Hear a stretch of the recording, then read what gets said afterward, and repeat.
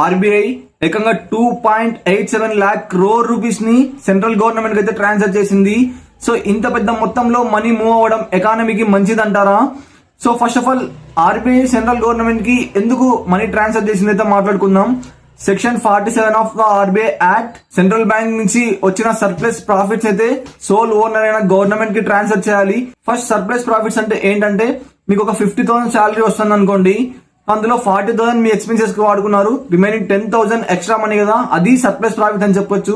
Same RBI అయితే తన buffer safety కన్నా అండ్ ఆపరేషన్స్ కన్నా ఎక్కువ మనీ ఉంటే సోల్ ఓనర్ అయిన గవర్నమెంట్ కి అయితే ట్రాన్స్ఫర్ చేయాలి.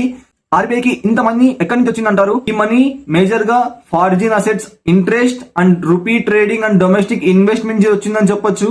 దీనివల్ల అడ్వాంటేజ్ ఏమన్నా ఉన్నాయంటే గవర్నమెంట్ బయట నుంచి అప్పులు చేయాల్సిన అవసరం లేదు అండ్ ఈ మనీని ఇండియా డెవలప్మెంట్ కి అయితే యూజ్ చేయొచ్చు. వల్ల డిసడ్వాంటేజ్ ఏమన్నా ఉన్నాయంటే ఈ ట్రాన్స్ఫర్ కోసం ఆర్బీఐ బఫర్ సేఫ్టీ మనీని 7.5% నుంచి 6.5% తగ్గించింది. ఫ్యూచర్ గ్లోబల్ మార్కెట్ ఏమన్నా క్రాష్ అయింది అనుకోండి, సేఫ్టీ కొంచెం తక్కువ ఉంటుందని చెప్పొచ్చు.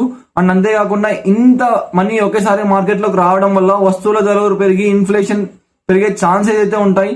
అండ్ ఇంత మనీ ఒకేసారి మార్కెట్ లోకి రావడం మంచిదంటారా కాదంటారా? కామెంట్ చేయడం మర్చిపోకండి అండ్ సబ్స్క్రైబ్ ఫర్ మోర్.